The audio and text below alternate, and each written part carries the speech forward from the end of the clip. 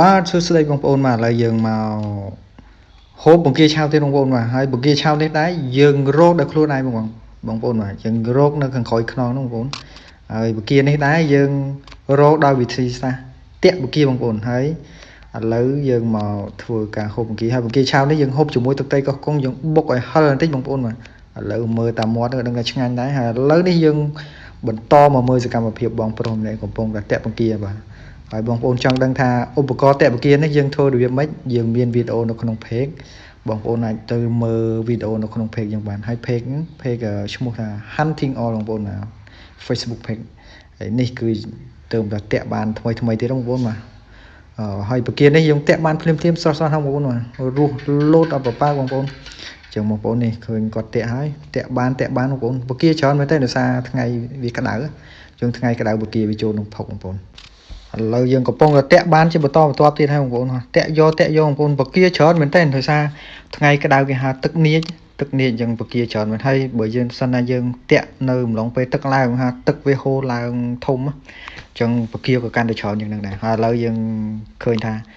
យើងតាក់បានមួយសន្ទុះឃើញបានបង្គាចិត្តកន្លះ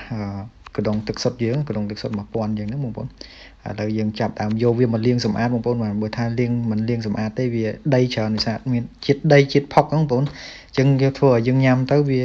មានដីចូលមាត់អញ្ចឹងវាមានថាជាតិដីបងប្អូនដឹងហើយយើង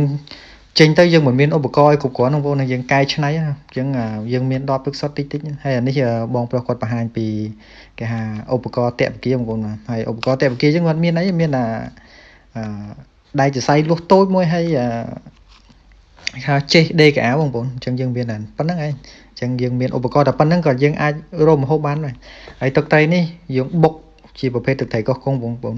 យើងបុកឲ្យវាហឹរឲ្យខ្លាំងដាក់ម្ទេសយើងច្រើនទៀតតែតាមចំណង់ចំណូលចិត្តណាអញ្ចឹងទឹកត្រីបើសិនណាយើងចង់ហឹរយើងដាក់ម្ទេសឲ្យច្រើនបើណាបើយើងមិនសូវចេះហឹរទេយើងដាក់មុំបានទេអញ្ចឹងយើងធ្វើរបៀបម៉េចមកយើងញ៉ាំបានបងប្អូនឥ